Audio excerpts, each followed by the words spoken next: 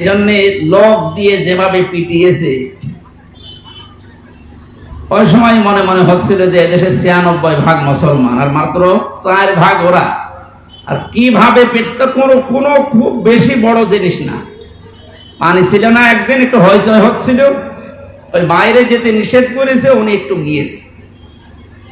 প্রত্যেকটা এরিয়া তো ভাগ ভাগ করা আছে, একটু বের হয়েছিল রাস্তায়, যেভাবে মারধর করলো, নিচতলায় নিয়ে আটক করে, আবার এই যে ডান্ডা বেড়ি দিয়ে, মানে সহ্যের বাইরে। এই অবস্থা তৈরি হয়েছিল শুধু আমাদের এই মতানৈক্যের কারণে। আল্লাহ রাব্বুল আলামিন ওই দৃশ্য যেন আর কোনোদিন আমাদের দেশের সামনে নিয়ে না আসে। আমরা যেন দেখতে পাই যে আল্লাহর এই কালাম দিয়ে আমাদের এই ৫৬,০০০ বর্গ মাইল চলছে। আশপাশে যারা শত্রুতা করার, ষড়যন্ত্র করার দুঃসাহস দেখাচ্ছিল, ডক্টর মোহাম্মদ ইউনূসের এক ধমকে অনেকেই থেমে গেছে, কিন্তু তারা গোপনে চালাচ্ছে। তাদের তো পেছনে ভয় আছে, 7 সিস্টার যদি একবার ভেঙে যায়। ওরা যেমন বাংলাদেশ পাকিস্তান থেকে ভাগ করেছিল, এখন পাকিস্তান আর বাংলাদেশ মিলে ভারতকে টুকরা টুকরা করে ছাড়বে। শুরু হয়ে গেছে। আমাদের যেমন ছাত্ররা বিষয় এনে দিয়েছে, পাকিস্তানও মনে হয় কয়েকদিন পরে চলে আসবে ইনশাআল্লাহ। এরপরেই দেখবেন ভারতও শুরু হয়ে গেছে। কোরআনের কথা শুনতে এসেছি, আমরা তাফসীর আকারে কথা বলবো। ওখানে লেখা আছে তাই যে আল্লাহ আমাদেরকে কঠিন মুহূর্ত চলছে, যেহেতু বাংলাদেশে কত মানুষ পানির নিচে, কত মানুষ বিনা কারণে অকারণে এই জেলখানায় পচতেছে। আল্লাহ রাব্বুল আলামিন এই সময় আমাদেরকে কোরআনের কথা শোনার জন্য নিয়ে আসলে আমরা খুশি এবং আনন্দ চিত্তে বলছি আলহামদুলিল্লাহ। আল্লাহ পাক বলেন, তাহা মা আনজালনা আলাইকাল কুরআনা লিতাশকা। হে নবী, এ কোরআন আমি আপনাকে এই জন্য দেইনি যে আপনি মার খাবেন। এ কোরআন এই জন্য দেয়নি যে অন্য দেশের মানুষ আপনাকে পানি দিয়ে ডুবিয়ে মেরে ফেলবে না। লিতাশকার ব্যাখ্যায় আধুনিক ভাবে যদি বলা যায়, দুঃখ কষ্ট সহ্য করার জন্য ও হুমকি ধমকি খাওয়ার জন্য কোরআন আমি দেইনি। কোরআন দিয়েছি আপনি সবার উপরে থাকবেন। নবীজিকে যতগুলো নাম দিয়ে আল্লাহ ডাক দিয়েছিলেন, তার ভেতরে 2 নম্বরের নাম হচ্ছে তহা। ওনাকে আল্লাহ ডাক দিয়েছেন প্রথমে ইয়াসিন বলে। কি বলে বলেন তো? বলেন তাফসীরে কাবীরে আল্লাহ পাক মুফাসসির যারা ইয়াসিন শব্দের তাফসীর করতে গিয়ে তারা দিয়েছেন ইয়া মানে হে, সিন মানে সাজ্জিদ। সাজ্জিদের ব্যাখ্যা করতে গিয়ে আল্লামা ফখরুদ্দীন রাজি রাহমাতুল্লাহ আলাইহি উনি 5টা বিষয় সামনে নিয়ে এসেছেন। মুফাসসির বলেন, সিন মানে আল্লাহ বুঝিয়েছেন সাজ্জিদুল আলামিন, সিন মানে সাজ্জিদুল বাশার, সিন মানে সাজ্জিদুল কাউনাইন, সিন মানে সাজ্জিদুল আম্বিয়া, সিন মানে সাজ্জিদুল মুরসালিন।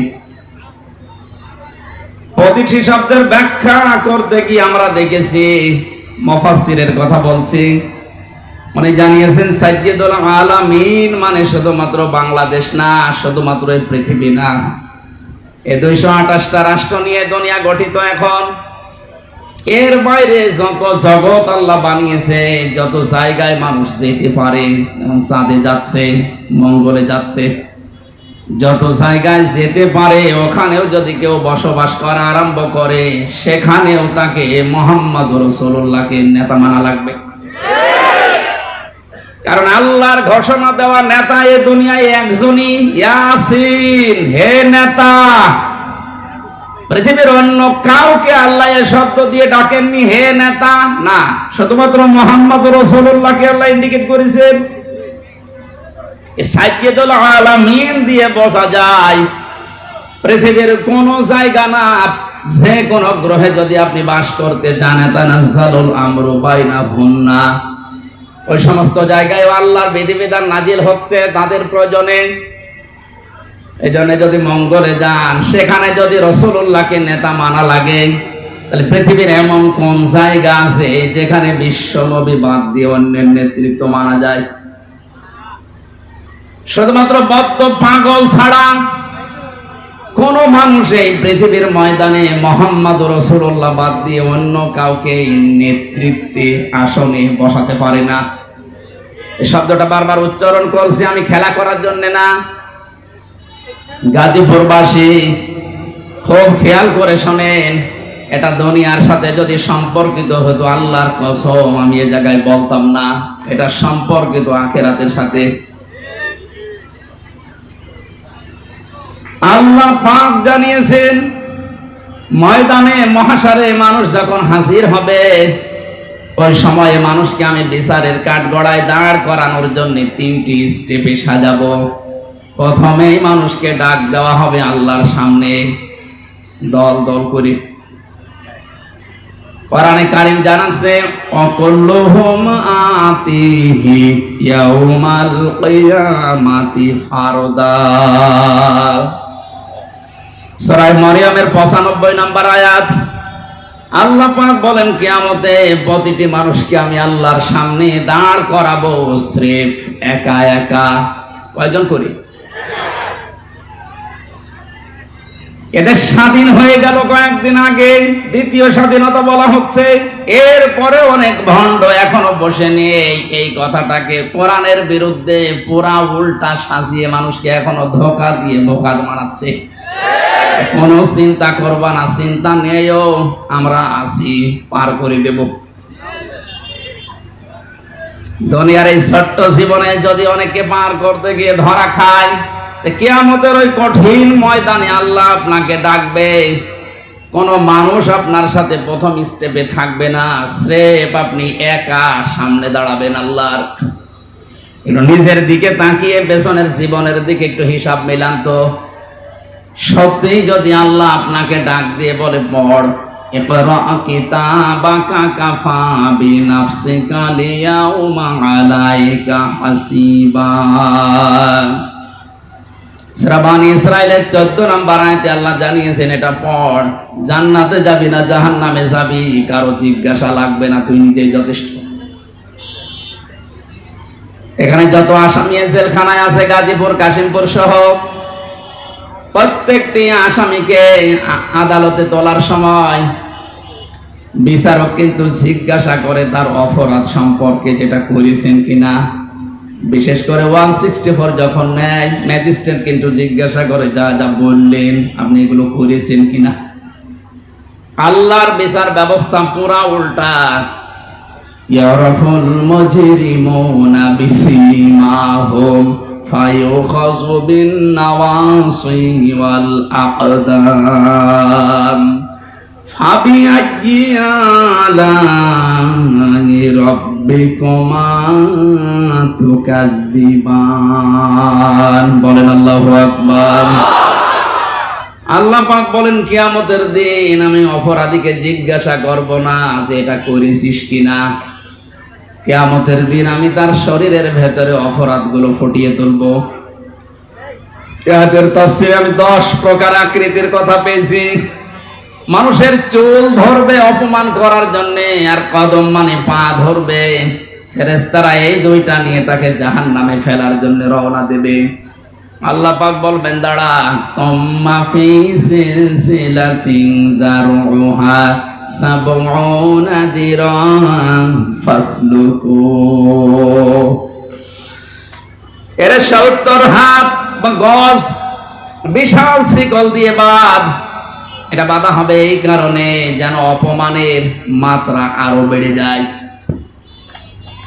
15টা বছরের যে দৃশ্যগুলো আমি আদালতে দেখেছি, বিশেষ করে আমার 3 বছরে, সাইকুল হাদিসের সন্তান সাইকুল হাদিস এবং হাজারো আলেম। আজকে একজন মাজলুম আলেম বের হয়েছে, মুফতি জসিমউদ্দিন রহমানী। আল্লাহ পাক তাকে হায়াতে তাজ্জেবা সিহাতে কুল্লিয়া দান করেন, বলেন আমিন। আলেমদের জোতা টানার যোগ্যতাও যারা দায়িত্বে ছিল তাদের ছিল না। অথচ এই মানুষগুলোকে আদালতে হাজির করতে গিয়ে দেখতাম পায়ে দিয়েছে ডান্ডা বেড়ি, হাতে দিয়েছে হ্যান্ডকাপ, তাও যেটা দিলে হাত কেটে যায়। মাথায় দড়ি বেঁধে ছাগলের মতো গরুর মতো টানতে টানতে নিয়ে যেত। আর বিভিন্ন তালায় ওই জালেমদের দোসররা জালেমরা থেকে টিপ্পনি কাটতো। দেখ কি অবস্থা। আমার মনে হয় পুরা বিষয় আল্লাহ পুরাটাই পাহাড়ের মতো উল্টিয়ে দিয়েছে। এ কালামানিকের যে অবস্থা, ওর নাকি শুনলাম অন্ডকোষ উড়িয়ে গেছে।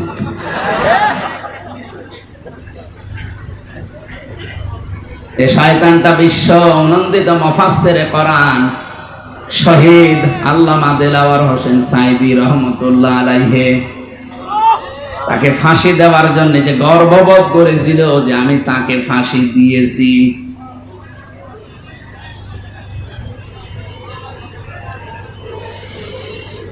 গাজীপুরবাসী, আমার তো মনে হচ্ছে এখন যে জালেমগুলোর উপরে মানুষের ক্ষোভ, রাগ এবং বাস্তবতা যেটা দেখা যাচ্ছে, কেউ ডিম ছুঁড়ে মারছে, কেউ পানি মারছে, কেউ কিল ঘুষিত ফিরে আসে, এগুলো সব আমার যতটুকু ধারণা নবীর ওই হাদিস অনুযায়ী এটা আলেমদের বরদোয়ার ফল। বিশ্বনবী জানিয়েছেন ইত্তাকি দাওয়াতাল মাজলুম, পৃথিবীর মানুষেরা সাবধান, তুমি আর চাই করো না কেন মাজলুমের বরদোয়া থেকে নিজেকে বেশি বাঁচিয়ে রাখবা, কারণ এটা একটা কঠিন বিষয়। ফাইন্নাহা লাইসা বাইনাহু ওয়া বাইনাল্লাহি হিজাব, মাজলুম যদি বরদোয়া করে আর আল্লাহর মাঝে কোনো পর্দা, কোনো ফারাক থাকে না, সঙ্গে সঙ্গে কবুল হয়ে যায়। আমার মাথায় দড়ি দিয়ে যখন নিয়ে গিয়েছিল প্রথমে, এত অসহায় মনে হচ্ছিল নিজের কাছে যে আল্লাহ আমি কি করেছি। পায়ে দিয়েছে ডান্ডা বেড়ি, হাতের ভেতরে এখানকার মাজার ভেতরে সে এত মোটা মোটা দড়ি, 2-3 জন 4 জন পুলিশ হাত ধরে রাখে আর একজন টানতেছে, গরু টেনে নিয়ে যাচ্ছে। দুনিয়ায় যদি আল্লাহ এটা উল্টিয়ে দেখাতে পারে, আখিরাতের বিচার তো আলাদা। এজন্য কিয়ামতে আপনি একা দাঁড়াবেন, কোনো সাক্ষী লাগবে না, আপনার শরীরের ভেতরে ওই বিষয়গুলো আল্লাহ ফুটিয়ে তুলবে। ফাম্মা মান উতিয়া কিতাবাহু বিয়ামিনি, আমলনামা যদি আল্লাহ হাতে দিয়ে বলে পড়, ডান হাতে যারা পাবে ফায়াকুলু হাউ মুকরাউ কিতাবিয়া, নিজে আনন্দ পাবে আর মানুষকে বলবে দেখো কি সুন্দর রেজাল্ট আমি পেয়েছি।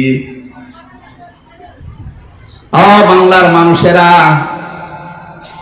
পাশে যেহেতু কারাগার, হাজারো মানুষ এখন যারা আছে, আমি যেহেতু নিজের বাস্তবতা বলছি, হাজার হাজার মানুষ এই জেলখানায় তো প্রায় এক জায়গায় 10,000 আছে, এখন মনে হয় আরো বেশি। এই মানুষগুলো এই মাগরিবের পরে, এশার পরে এদের অনুশোচনা শুরু হয়। সবাইকে উদ্দেশ্য করে বলছি, আমরা যে যা করছে দুনিয়াতে, কিয়ামতের ময়দানে বইটা হাতে দেওয়ার পরে পড়তে পারবেন তো। এজন্য নিজের ব্যক্তিগত জীবনকে আগে সংশোধন করা আরম্ভ করেন। আমি নিজের থেকে এখন শুরু করব। আমি যদি সত্যি এখনই মারা যায়, আমার এই 33 বছরের যে রেকর্ড আল্লাহ আমাকে দেখাবে, আমি যেন সম্মুখে পড়তে পারি, এরকম কাজ এখন থেকে আরম্ভ করব। জীবনের আসল সফলতায় তো ওইটা, ফামান সুহসিহা আনিন নারি ওয়া উদখিলাল জান্নাতা ফাকাদ ফাজ। আল্লাহ পাক বলেন ওই লোকটার জীবন তো সফল, যাকে আস্তে আস্তে জাহান্নামের কাজগুলো ছেড়ে দেওয়ায় আর জান্নাতের কাজের দিকে আমি আল্লাহ তাকে এগিয়ে দেই। সুতরাং এমন আমল, এমন কাজ, এমন বই আমি তৈরি করতে চাই যেটা কোটি কোটি মানুষের সামনে আমি মানুষকে পড়ে শোনাতে পারবো। বলেন আমিন।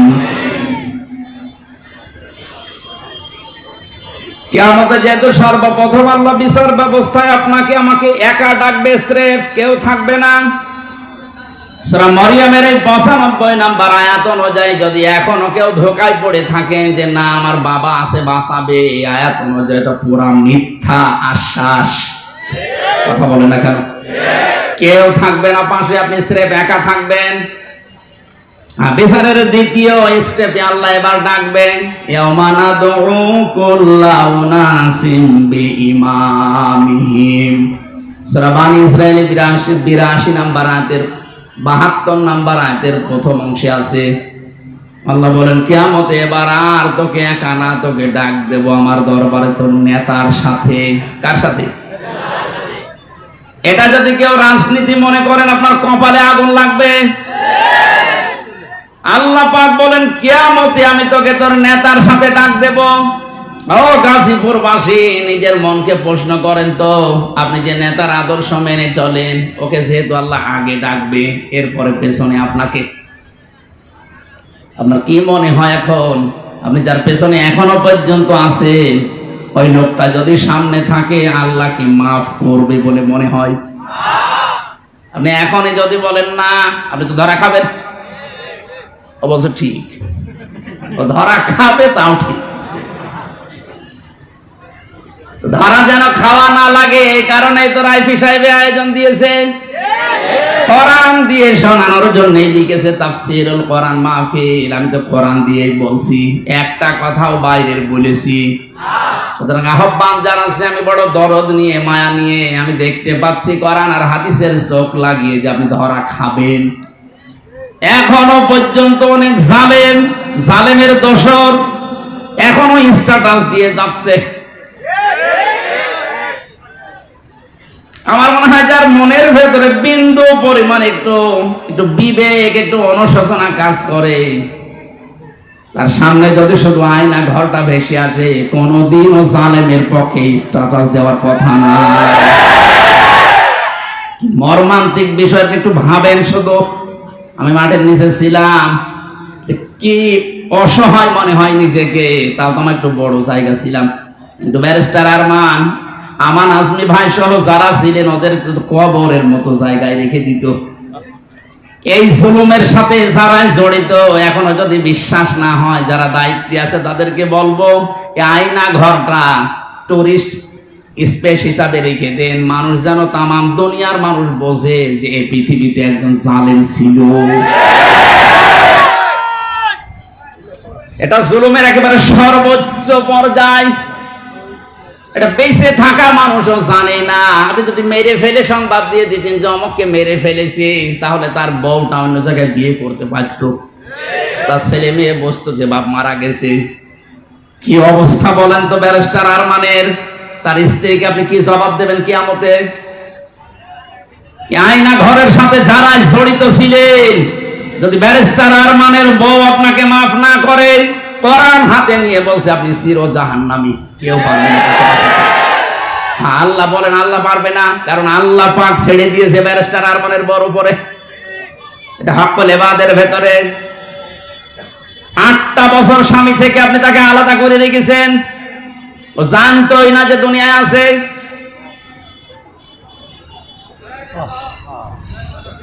আমি কয়দিন থেকে আমার অবস্থা হালচাল শেষ হয়ে গেছে, আর সে 8টা বছর। এরপরেও যদি কোনো মানুষ জালেমের পক্ষে কথা বলে, কি বলে তো বলে, বিবেক কি বলে তার? আপনার বিবেক বলে কিছু আছে?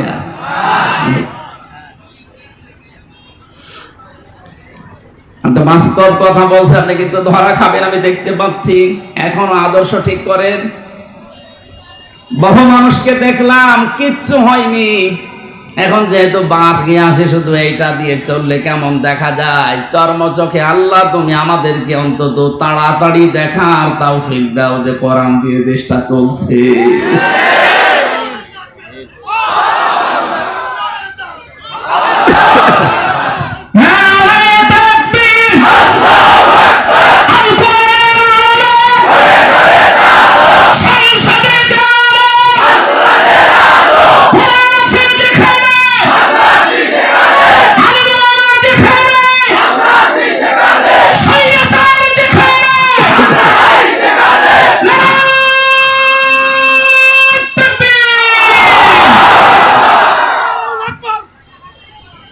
অন্য কোন দিকে না নিয়ে বিবেকের দিকে নিয়ে যান। আমি আপনাকে বাঁচাতে চাই। সত্যি আমরা কিন্তু ধরা খেয়ে যাব যাদের আদর্শ ঠিক নেই। এই মুহূর্ত থেকে আমি আশা করছি পাল্টাবেন। দুই নম্বরের ব্যাখ্যায় পেয়েছি আল্লাহর নবী জানিয়েছেন আমাকে আল্লাহ ইয়াসিন বলে ডাক দেওয়ার কারণে সিন মানে সাইয়্যিদুল আলামিনের পরে সিন মানে সাইয়্যিদুল বাশার। সিন মানে কি? বাশার মানে মানুষ। মানুষ পদবাচ্যে যারা বিবেচিত, এ কথা যারা